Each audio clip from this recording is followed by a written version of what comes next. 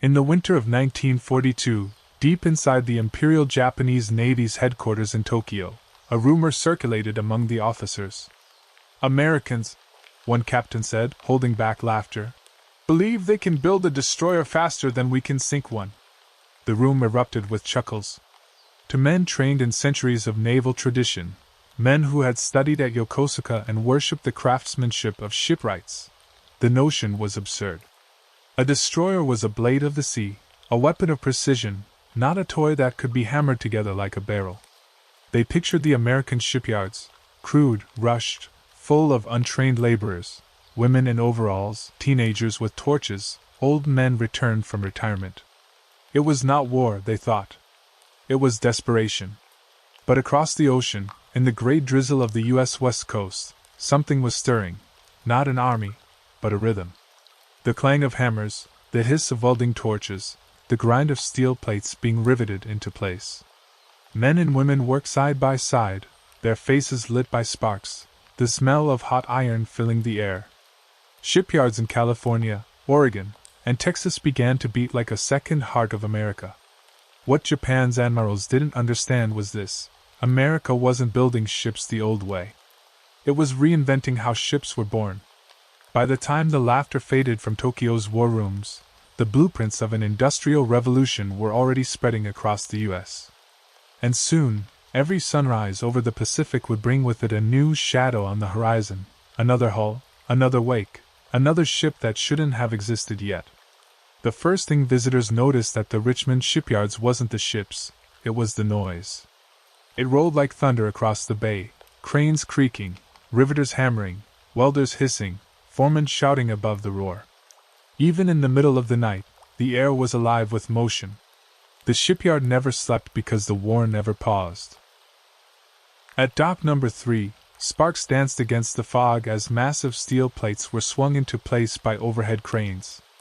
Instead of building one ship from keel to deck in the old, linear way, American engineers had divided the process into sections, modular pieces built separately, then welded together like a gigantic jigsaw puzzle. That single innovation turned shipbuilding into mass production. In one corner, a crew welded the bow. In another, teams fitted bulkheads and laid electrical lines. Each team worked simultaneously.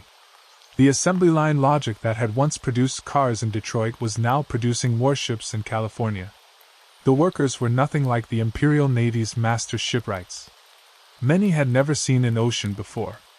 There were farmers, secretaries, and housewives who had swapped kitchen aprons for welding masks. A woman named Helen took pride in her new nickname, Torch Mama, after her first month on the job. Every night she sent sparks flying high enough to light the clouds. No one could have imagined that such people could outbuild empires. Yet under the guidance of engineers like Henry Kaiser, they were doing the impossible.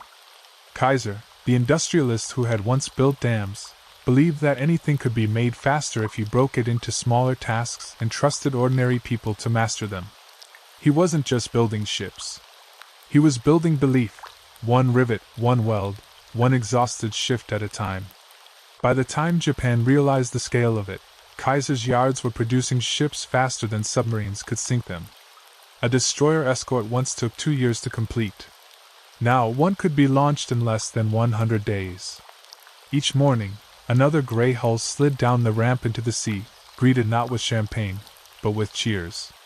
And the workers went back to their stations, because the next ship was already half built. The welders became legends almost overnight. They weren't soldiers, but they fought their own kind of battle. Against time, fatigue, and the limits of human endurance. The sparks that flew from their torches were brighter than tracer fire, and each seam of molten metal sealed not just steel, but the outcome of the Pacific War. At the Richmond yard, a woman named Eleanor, Red, Walsh worked 12-hour shifts welding bulkheads inside the narrow skeletons of half-finished destroyers. She had never touched machinery before 1942. Her hands had known typewriters and fabric needles, not molten steel. But by 1943, she could weld a perfect seam blindfolded. Reporters who visited the shipyards started calling these women Wendy the Welders, a nod to their male counterparts, Rosie the Riveters. The nickname stuck, and soon posters showed grinning women in welding masks, their faces half lit by blue flame. For many, it was the first time they felt like they were fighting the war directly. The Japanese admirals who laughed at American assembly line ships couldn't have imagined that thousands of these women would become the backbone of the U.S. Navy's logistical miracle. They didn't carve their names on the hulls, but their handiwork held every bolt of those destroyers together through storm and battle. Unlike Japan's hand-built warships, meticulously riveted, slow to produce, the American ships were welded. That one difference made them lighter, faster, and quicker to build. Welding eliminated thousands of bolts and plates. What once took weeks could now be done in hours.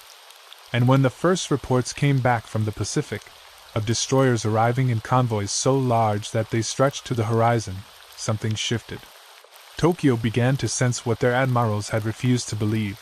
America was no longer just fighting a war of men. It was fighting a war of production. The factories of Detroit, the shipyards of California, and the mills of Pennsylvania had become a single machine, fed by sweat and fire. And its hum was louder than the engines of Japan's proudest ships. From the air, the Richmond and Mobile shipyards looked like vast fields of metal. Rows upon rows of gray hulls stretched toward the water, each one at a different stage of completion. Cranes loomed like harvest machines, lifting steel panels instead of crops. To an observer flying overhead, it seemed as though America was growing ships the way it once grew corn. Henry Kaiser himself liked that comparison. "You don't wait for a harvest," he'd say. "You plant every day." And that's exactly what they did. Every sunrise brought a new keel, a new skeleton of steel, another ship born from the earth of industry. Japan's naval strategists could not comprehend it. To them, a warship was a work of art, something that took patience, reverence, and craftsmanship bordering on ritual. But in America, ships were no longer art. They were output.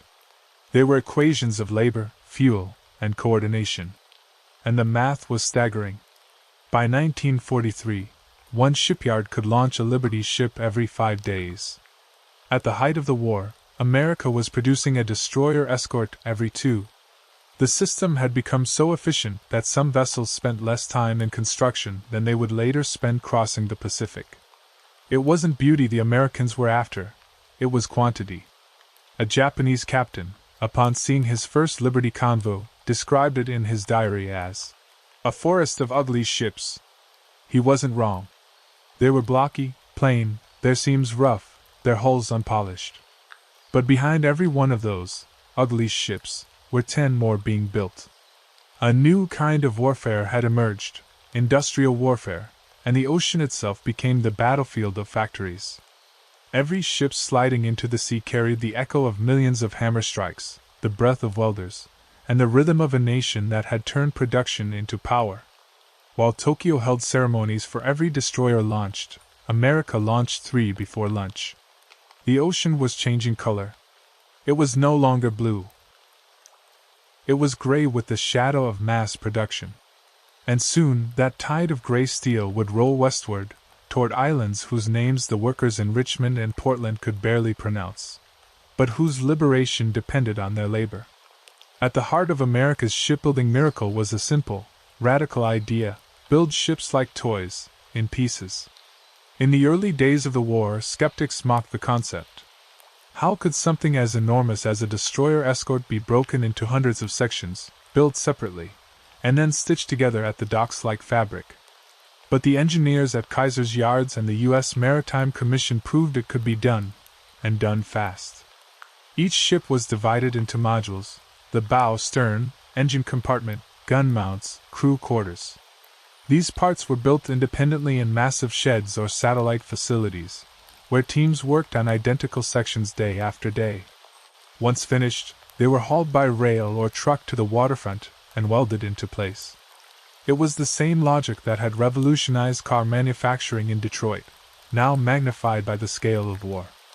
A welder in Portland didn't need to understand the whole ship. She just had to perfect her section. A machinist in Texas didn't know where his bulkhead would go, only that it would fit flawlessly when it arrived. The result was astonishing. Construction time fell from months to weeks. In some record-breaking cases, Liberty ships were assembled in less than 5 days. One of them, the Robert E.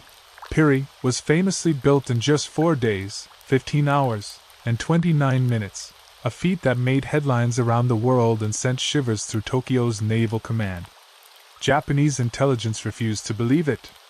Their analysts labeled the reports propaganda, claiming the Americans were exaggerating to intimidate them. But photographs didn't lie. There were the ships, row after row, their keels still warm, their crews barely trained, already steaming west across the Pacific. To the Japanese, the ocean was a sacred expanse where mastery was earned through discipline and tradition.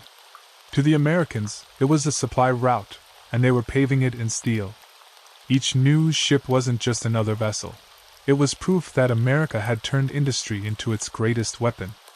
The empire that had once ruled the Pacific with artistry and precision now faced a storm of modular, mass-produced machines, unglamorous, unstoppable, and endless. The Kaiser's shipyard in Richmond, California, became something of a legend, a living machine that devoured steel and spat out warships. At night, the sky glowed orange with welding arcs that never went dark. The streets hummed with the sound of trucks hauling prefabricated parts from factories scattered across the Bay Area. Inside the gates, tens of thousands of men and women swarmed over skeletal hulls like ants. They worked in 3 shifts that rolled without pause. When one whistle blew for quitting time, another sounded for the next crew to take over. For 24 hours a day, 7 days a week, the yard pulsed with life. Efficiency wasn't a slogan, it was survival. Kaiser introduced time-motion studies and on-site training so workers could master tasks in days, not weeks. Cafeterias operated around the clock. Nurses patrolled the platforms in case someone collapsed from exhaustion. The war had erased distinctions between day and night, weekday and weekend. To welders like Red Walsh, time blurred into a single long moment of sparks and sweat. "I used to dream in blue light," she later said. "Even in sleep, I could hear the steel crackle." But what truly set Richmond apart was its speed. The average Liberty ship once took 230 days to build. By mid-1943, the yard could do it in 40. Sometimes faster. The Josephine Teal slid into the water in just 10 days. Newspapers called it Kaiser's miracle. Henry Kaiser himself just smiled and said, "It's not a miracle, it's math." Each improvement fed the next. New welding techniques, lighter alloys, streamlined supply routes. Mistakes that once cost days now took hours to fix. The workers became faster than their own blueprints. When American sailors at Pearl Harbor radioed home that they needed more destroyer escorts to protect convoys, Washington told them not to worry. Richmond was already building them. And sure enough, within months, ships that hadn't even existed on paper were steaming out of the bay, their hull numbers freshly painted, their crews waving from decks still smelling of hot steel. Japan's commanders began to hear reports that seemed impossible. They were sinking American ships, but the same names kept reappearing on the radio. It wasn't magic. It was production. America had built a machine that could not be sunk. They called her Wendy, though her real name was Margaret Doyle. She was 23, red-haired, and had come to Richmond from a farm in Iowa after her husband shipped out to the Pacific. She'd never seen a ship before, but she knew how to work, how to lift, how to focus, how to endure. At first, the men had laughed. A woman in a welding mask was a novelty in 1942. They gave her the easy seams, the outside joints where precision didn't matter. But Wendy wasn't there to be tolerated, she was there to prove something. Within a month, she was welding faster and cleaner than half the men in her crew. Soon, her torch could cut through steel with a rhythm so steady it seemed almost musical. She welded bulkheads, ladders, even gun mounts. When inspectors came by, her seams passed every test. By spring, she was training others. The men stopped laughing. Across the shipyards, tens of thousands of women, many of them widowed, others waiting for loved ones to come home, took on the hardest jobs. Welders, riveters, pipefitters, crane operators.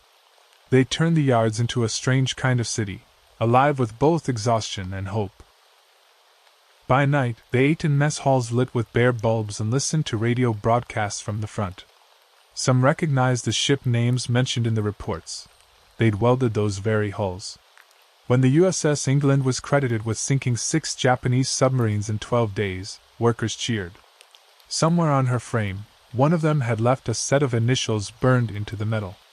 That connection, the invisible thread between the welders at home and the sailors at sea, gave the work meaning. They weren't just building ships, they were building a bridge to victory. The Japanese could not imagine that women like Wendy were their true adversaries. They still pictured America's strength as male, factory foremen, soldiers, admirals. They didn't understand that the war had redrawn the map of who could wield power. When an officer in Tokyo sneered, "Women cannot win wars," someone in Richmond, California, was already proving him wrong, one perfect seam at a time. In Tokyo, confidence remained unshaken, at least on paper. Reports from the Pacific still spoke of Japanese victories, of ships sunk, of American fleets retreating beyond reach. Yet something strange began to happen in the intelligence briefings. The same destroyer names kept reappearing.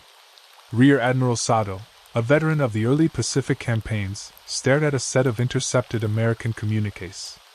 The USS Samuel B. Roberts. The USS Spangler. The USS Buckley.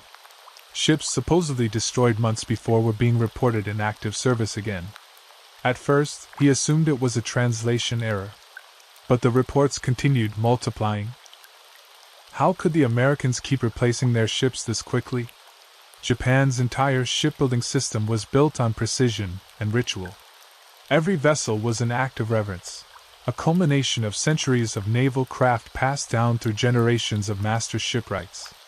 The pride of the fleet, the Yamato, had taken more than 4 years to build.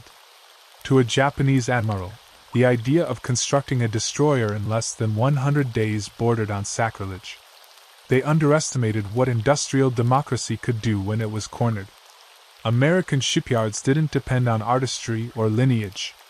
They depended on systems, on the endless pulse of workers, machines, and logistics. Every time Tokyo's analysts tried to estimate how many ships America could produce, their models failed. What Japan didn't see was the infrastructure of speed. 1,000 rail lines feeding the shipyards. Thousands of subcontractors fabricating parts inland. Entire towns reoriented around production schedules. While Japan struggled with shortages, America built redundancy into everything. If one yard ran out of steel, another sent railcars overnight. If a factory lost power, mobile generators arrived before dawn. Even mistakes were useful. Every error taught the next yard how to improve. In Japan, shipbuilding was an art form. In America, it had become an algorithm. When Admiral Sato finally understood this, he muttered something no one in the war room dared to repeat. "We are fighting ghosts. They die, and then they return." And on the horizon of the Pacific those ghosts were multiplying, each one welded by hands that never saw combat, yet changed its outcome forever. By mid-1943, war planners in Washington were no longer thinking in terms of strategy alone. They were thinking in numbers. The Pacific Ocean, vast and merciless, had become an equation. Every mile conquered, every convoy escorted, every submarine sunk came down to one thing: production velocity. At the Navy Department, chalkboards lined the walls of planning rooms, covered in figures that looked more like factory inventories than battle plans. How many ships could be built this quarter? How many tons of steel per yard? How many welders needed per shift to meet Admiral King's next offensive schedule? The math became its own form of warfare. Destroyer escorts like the Buckley, England, and Everett's were small compared to battleships, but fast, cheap, and lethal. They were the new backbone of America's naval might, designed to guard the endless convoys bringing men and material across submarine-infested waters. The destroyer escorts were not works of art. Their decks rattled. Their welds showed seams. Their interiors were cramped and utilitarian. But they worked. They could be mass-produced, and they could fight. One Navy engineer famously said, "Perfection is the enemy of speed." Give me 10 ships that float instead of one that's flawless. That philosophy carried the war effort. In the shipyards, workers started measuring progress not in days but in hours. If a hull section that once took 12 hours could be completed in 8, that meant a destroyer would reach the Pacific a week sooner, and maybe save a convoy from ambush. Even the American press caught the fever. Newspapers published build time records. Like sports scores, Liberty's ship finished in 7 days. Destroyer escort launched in 93 days. Readers followed the numbers as if cheering for athletes breaking world records. Meanwhile, in Japan, the arithmetic looked grim. Their steel supply was shrinking. Their dockyards were bombed. Their master craftsmen, irreplaceable and slow, were being drafted to sea. The Imperial Navy still dreamed of decisive battles, of samurai duels on the waves. America had stopped dreaming. It was calculating. And in that cold precision lay its power. The Pacific wasn't being won by generals or admirals. It was being conquered by accountants, engineers, and welders who had turned war into pure mathematics. Each ship that slid into the water was a solved equation. By late 1943, the fruits of America's industrial strategy were visible across the Pacific.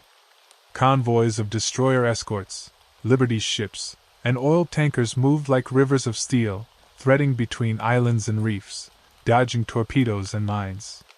Sailors who had once doubted the strength of hastily welded ships now relied on them as lifelines. The ships themselves were no longer the novelty, they were the norm. Crews learned to trust that, no matter what they faced, there would be a backup ship arriving within days. Where once a convoy had risked months of exposure to enemy submarines, now the numerical advantage and constant replacements allowed admirals to push further and faster. Japanese submarine captains began to notice patterns. Every sink they claimed was offset by the sudden appearance of 2 or 3 more escorts. By the time they returned to base with their reports, the Americans had already reorganized the convoys, reinforced them with new ships, and moved the vital supply lines along a different route. It was frustrating in a way that Japanese tactical manuals could not account for. The enemy wasn't defeated by tactics or valor, it was defeated by volume. The math of victory was relentless. On the decks of these convoys, sailors called out ship names they recognized: Samuel B. Roberts, Everts, Charles Lawrence. These names were no longer just hulls. They were symbols of endurance, of the invisible workforce back home, women and men who had forged them in factories, sometimes sleeping only hours a night to meet deadlines. And in Tokyo, intelligence officers grew pale as they reported these developments up the chain. The mathematics of war was no longer abstract. It was manifesting as concrete, floating proof that Japan's naval superiority was no longer absolute. Even the veterans of Midway and Coral Sea began to whisper that something had changed. The battlefield was no longer just the water. It was the assembly line, the welding torch, the railroad transporting steel from Pennsylvania to California. It was an industrial revolution disguised as a fleet. The Pacific Ocean, once thought to favor craft and cunning, now bowed to endurance and production. America's rivers of steel would not pause, and Japan's proud traditions found themselves outpaced, outnumbered, and increasingly irrelevant. In the shipyards, the welders' arcs cut through steel like lightning, and every spark was a testament to human determination. Each seam, each joint, transformed raw plates into armor capable of withstanding torpedoes, bombs, and the relentless battering of Pacific storms. The ships weren't elegant, they didn't have the sweeping curves or intricate rivets of Japanese craftsmanship, but their strength was in their uniformity and speed. The workers took pride in that strength. They had begun to understand that their labor mattered far beyond the factory gates. A single bolt tightened, a bulkhead welded with care, might save a life thousands of miles away. In break rooms and dormitories, they whispered about the sailors who would ride their handiwork into battle. Sometimes, they imagined themselves aboard, feeling the deck shake under enemy fire, trusting the metal they had shaped to hold. One evening, a young welder named Clara, who had arrived from Murrow, Kansas, paused to admire a nearly finished destroyer. "It doesn't look like much," she murmured to a co-worker, "but it'll fight like hell." Her colleague nodded. That was the mantra in the yard: substance over style, speed over pride. And it worked. At night, engineers and foremen studied diagrams of stress points, hull integrity, and armor placement, constantly improving the design. A change in a welding angle here, a slightly stronger steel alloy there, meant the ships were evolving even as they rolled down the slipways. It was iterative perfection powered by necessity, not tradition. Japanese spies in the field often sent back sketches of American ships, noting their utilitarian appearance. But they underestimated the invisible armor of mass production: every ship built quickly, every seam inspected, every crew trained to trust the vessel implicitly. There was a rhythm to the construction, a collective intelligence that no single Japanese admiral could counteract. Soon, reports from the Pacific confirmed the effectiveness of these vessels. Convoys protected by the new destroyer escorts suffered fewer losses. Submarine attacks were thwarted. Strategic islands received the reinforcements needed for upcoming campaigns.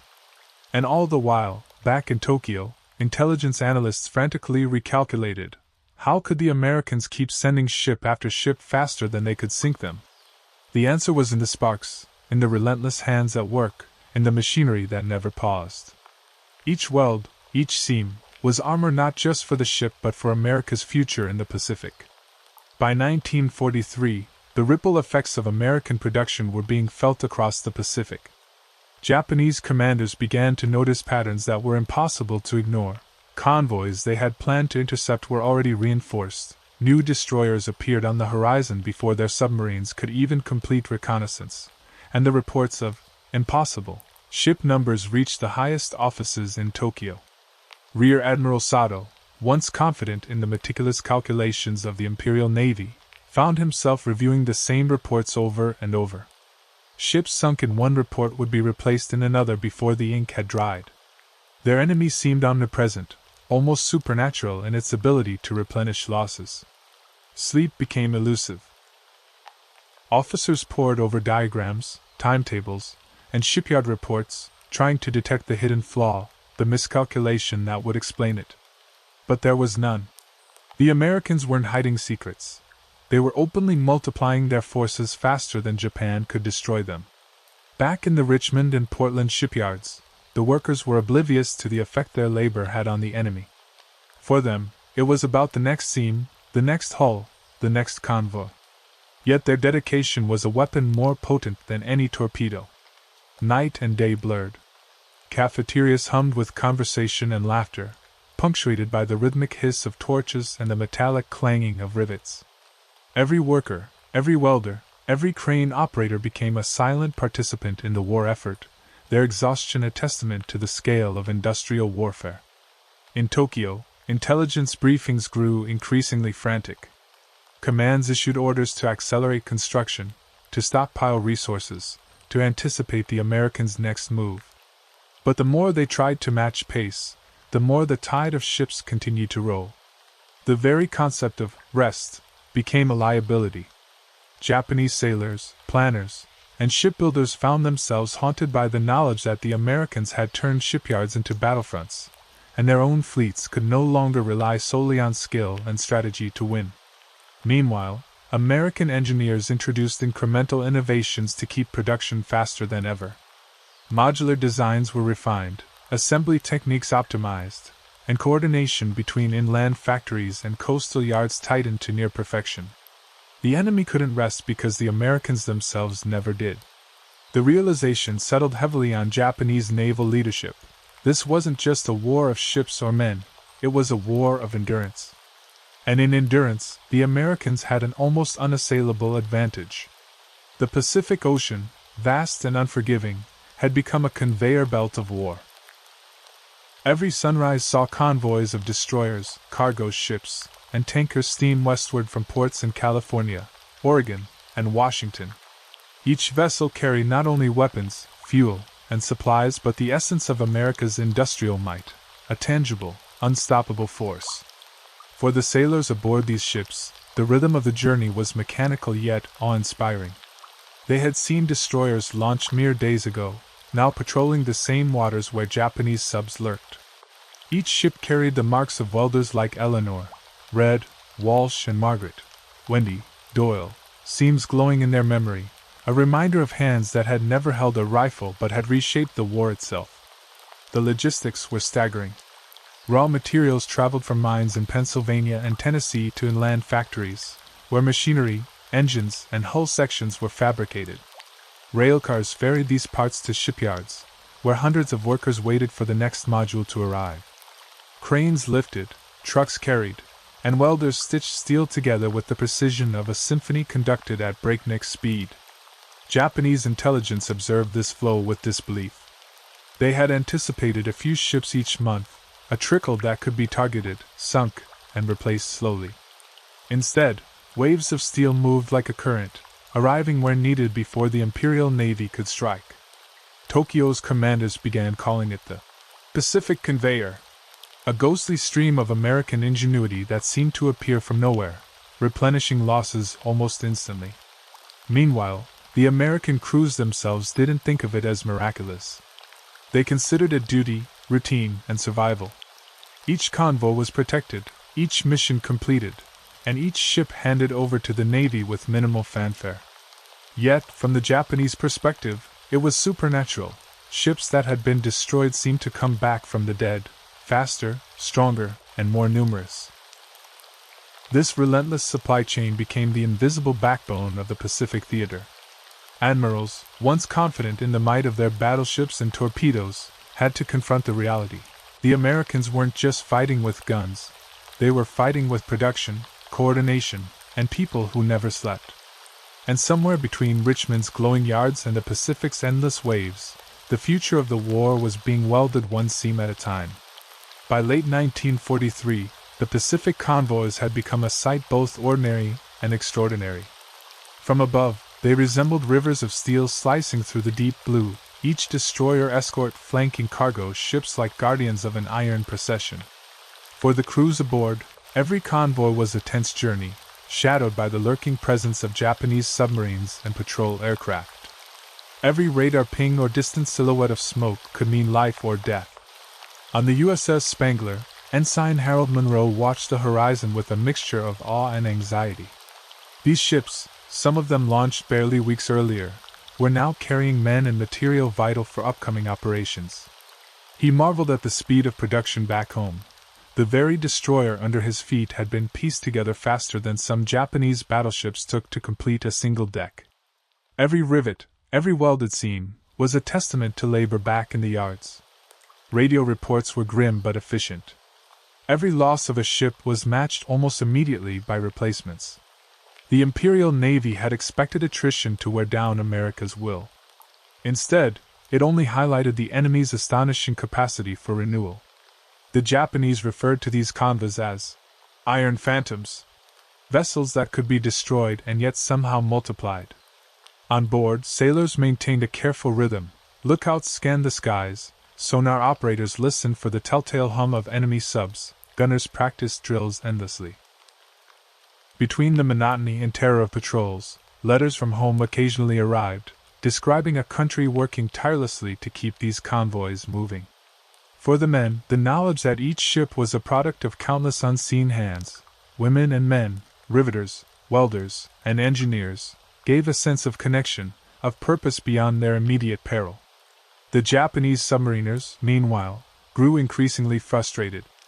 The ocean, once their domain, was now a theater dominated by unseen factory hands. Their torpedoes sank a vessel, only for another to take its place within days. Admirals in Tokyo debated strategies that had once worked: patrol patterns, ambushes, surprise attacks. But America's industrial rhythm rendered many of these tactics obsolete.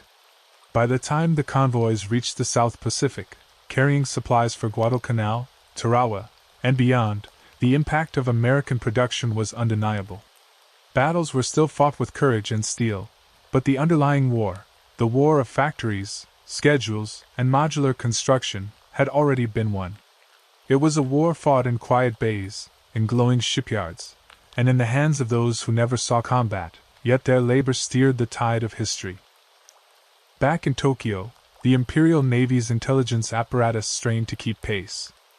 Photographs of American shipyards, intercepted radio messages, and prisoner interrogations painted a picture that refused to make sense. Reports of ships built in weeks were dismissed as propaganda at first. Yet the evidence accumulated, stubborn and undeniable.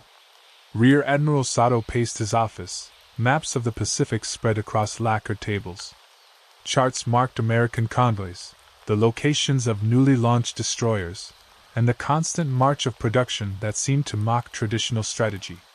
The Japanese had always prided themselves on meticulous planning, each ship a masterpiece, each movement a carefully orchestrated ballet. But the Americans weren't dancing, they were rolling forward like a tide. Analysts tried to quantify it. How many destroyers could be launched in a month? In a year? And the answer grew frighteningly simple: more than Japan could sink. For every vessel lost, 2 more appeared, almost mechanically. Tokyo's navy, trained for precision, found itself floundering in a war of arithmetic and assembly lines. Sato summoned his officers. Maps were unrolled, models displayed, yet every scenario failed to offer hope. "They are building ghosts," he said, his voice low but steady. "And every ghost fights like steel." The room was silent. The officers had never faced an enemy that didn't bleed, an adversary whose strength was measured in numbers, not courage. Even the secret reconnaissance units, once confident in their ability to infiltrate and sabotage, found the shipyards impenetrable. Guards patrolled tirelessly, production floors hummed with constant energy, and the Americans had built a culture where speed and efficiency were enforced by pride and necessity, not fear alone. For the Japanese high command, it became increasingly clear: they were not merely fighting ships and men, but the very system that produced them. The destroyers they admired from afar were born not from master craftsmen, but from the coordinated effort of thousands of ordinary hands, a concept foreign to the samurai spirit that underpinned their naval doctrine. Each new intelligence report was a bitter reminder that the war had shifted. The Pacific Ocean was no longer just a stage for heroic battles. It had become the canvas of American industry, painted in gray steel and blue flames. And the more Tokyo tried to react, the faster the assembly lines seemed to move. While admirals and strategists debated battles and maneuvers, the true architects of victory labored in silence. The welders, riveters, crane operators, and assembly teams in shipyards from California to Maine were the hidden force reshaping the Pacific War. They rarely appeared in newsreels or speeches. Their names were absent from dispatches, yet without them, no convoy would have survived. Eleanor, Red, Walsh, Margaret, Wendy, Doyle, and countless others became legends within the yards. Their faces streaked with soot and sweat, hands raw from heat and steel, they transformed prefabricated modules into war-ready vessels.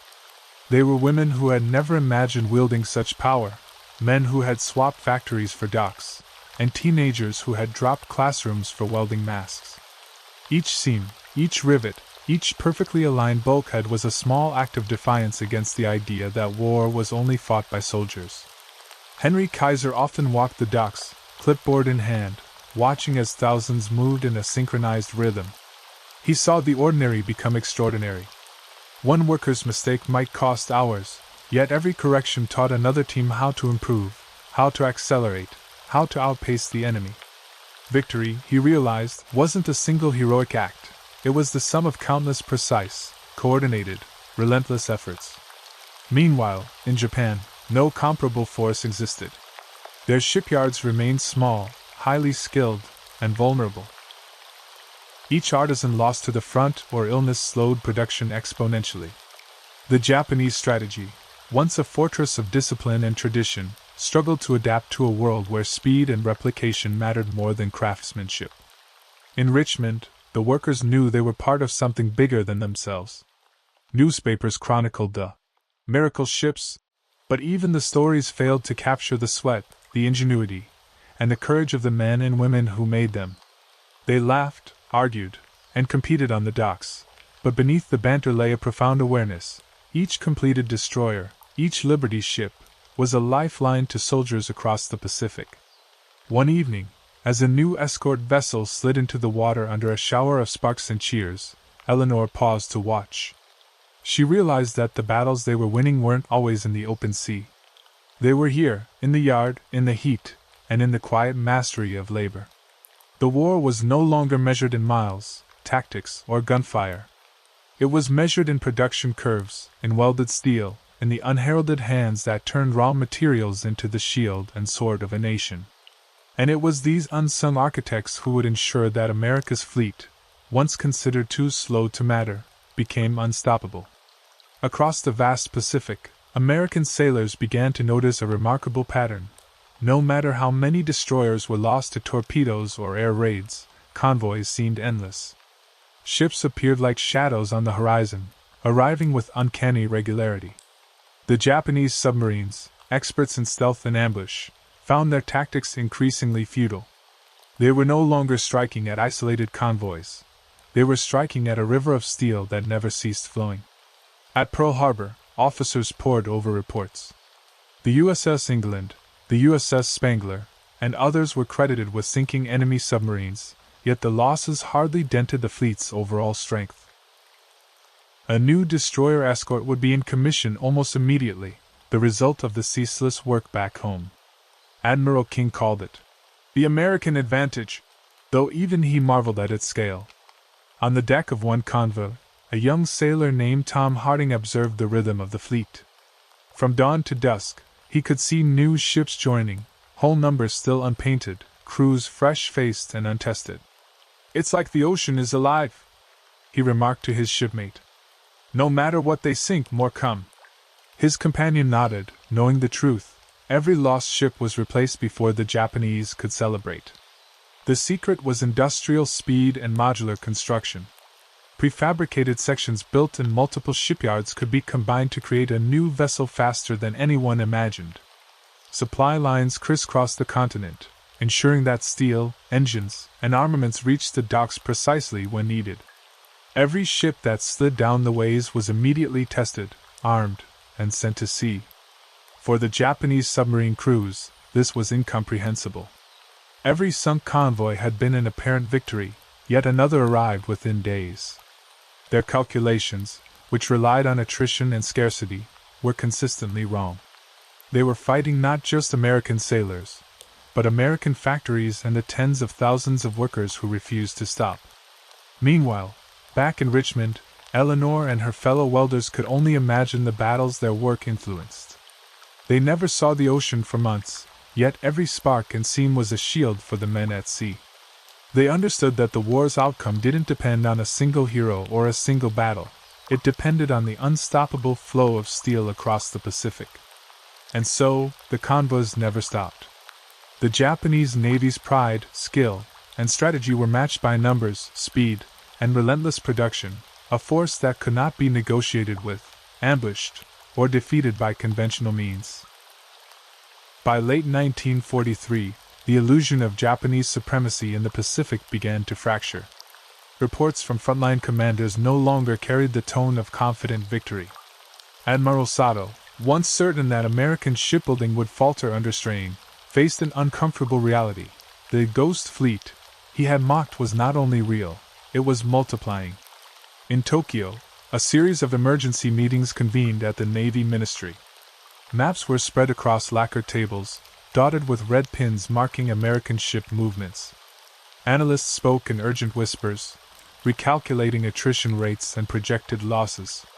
Each new report contradicted the last. Destroyers previously destroyed were active again, fresh hulls joining convoys faster than sabotage or submarine attacks could account for. "The Americans, they are building faster than we can sink," muttered Rear Admiral Kuroki, tapping the table with a trembling finger. His colleagues frowned, some refusing to accept it. The notion that industrial production could outpace the destructive power of the Imperial Navy was a foreign concept, almost heretical in a culture that revered precision and honor over speed and scale. Across the Pacific, the American fleet capitalized on this advantage. Escort carriers and destroyer screens began to patrol routes that had been perilous only months before. Japanese submarines, once feared predators of commerce and war, found themselves outmaneuvered and overwhelmed. Convoys previously considered vulnerable sailed with near impunity, their numbers a testament to the relentless pace of American shipyards. Meanwhile, at Richmond and Portland, the welders, crane operators, and machinists worked unaware of the panic they were instilling. Eleanor, Red Walsh, finished her shift, wiping sweat from her brow, her arms blackened with soot. She did not know that every seam she welded, every plate she fastened, was rewriting the balance of power across the Pacific. In Japan, the wake-up call was more than strategic. It was psychological. Confidence in the Navy's invincibility faltered, and with it, a shift began in resource allocation. Steel, previously reserved for flagship battleships, had to be diverted to build more submarines and aircraft carriers. But even this measure was too slow. American shipyards had already established a tempo that Japan could not match. By the end of the year, the Japanese High Command recognized the harsh truth: the war was no longer solely about skill, bravery, or tradition. It was about endurance, speed, and the unrelenting power of mass production. The very factories that had been dismissed as desperate measures were now the engines of American dominance, and every completed destroyer was a new threat that could not be ignored. By early 1944, the Pacific theater had transformed in ways the Japanese Navy could hardly anticipate. Battles were no longer determined solely by tactics or courage, but by sheer numbers of ships arriving at the right place at the right time. Convoys escorted by destroyers and frigates, each welded in record time by the relentless American workforce, created moving fortresses on the water. The Battle of the Philippine Sea, later nicknamed the Great Marianas Turkey Shoot, was a stark illustration of this new reality. The Americans flooded the Pacific with carriers and screens built at breakneck speed. Japanese pilots, no matter how skilled, found themselves outnumbered and outpaced. Ships that should have been one-time losses reappeared to reinforce fleets in successive engagements. Every hull launched in Richmond or Portland was a statement: the enemy could not outlast the American industrial machine. On the Japanese side, frustration and disbelief mounted.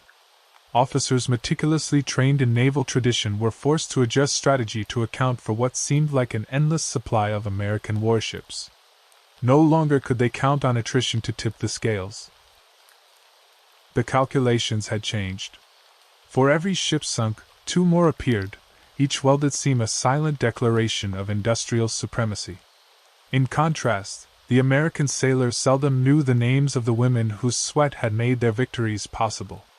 Yet, as they maneuvered across coral reefs and open ocean alike, the crew of each ship carried the invisible imprint of every worker at the yard. The rhythm of rivets, sparks, and labor had become a force as decisive as the guns themselves. Meanwhile, back on the home front, morale soared. Newspapers celebrated each new launch, broadcasting stories of record-breaking construction times. Wendy the welder, and countless others became unsung heroes of a war fought not only on islands and in the skies, but in shipyards that never rested. Their work had transformed the war into an unrelenting tide of steel, a force that Japan could not fully comprehend, much less match. Every engagement now illustrated a fundamental truth: the outcome of battles was no longer dictated solely by bravery or strategy. It was increasingly a function of production, logistics, and speed. Steel had become the ultimate weapon, and America's factories had mastered it.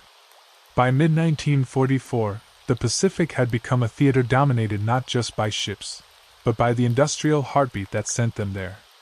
The Americans had turned production into a weapon more reliable than any battleship gun. Every convoy, every destroyer escort, every Liberty ship rolling out of Richmond or Portland was part of an unstoppable tide. The Japanese admirals, despite all their training and intuition, began to recognize the scale of what they faced. No longer was the Pacific an arena where strategy alone could secure victory. Even the most daring maneuvers, the night raids, torpedo attacks, and kamikaze flights, were now met by fleets so large that attrition no longer meant defeat. Ships replaced themselves faster than they could be destroyed. At the Richmond shipyards, the rhythm of labor never faltered. Welders like Wendy and Eleanor worked side by side with thousands of others, their sparks lighting the night sky as if to mark each new vessel as another step toward victory. Time itself had been rewritten. What once took months now required days. The impossible had become routine. In Tokyo, disbelief turned into grudging respect. Reports detailed waves of destroyers appearing off contested islands, hulls still shining, guns ready, and crews fresh. Analysts no longer dismissed American numbers as exaggeration. They realized they were facing a nation whose strength was not only in its sailors or pilots, but in its factories, in its welders, in its ability to outproduce and outlast any attack. Across the Pacific, sailors noticed the difference. Convoys moved with unprecedented confidence. Submarines that once struck fear into merchant ships now faced organized screens of destroyer escorts. Battles were still dangerous, lives still at risk, but the odds were increasingly stacked in favor of a workforce that never slept, a tide of steel that could not be stopped. By the war's end, the truth was undeniable.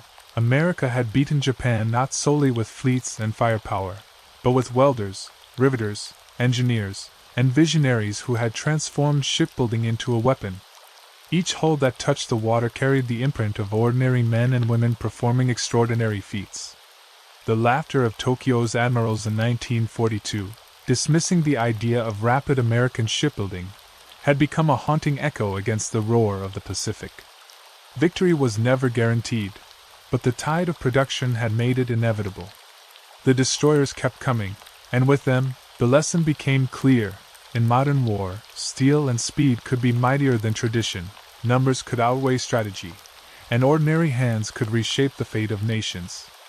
The Pacific had changed, and America's factories had changed the world.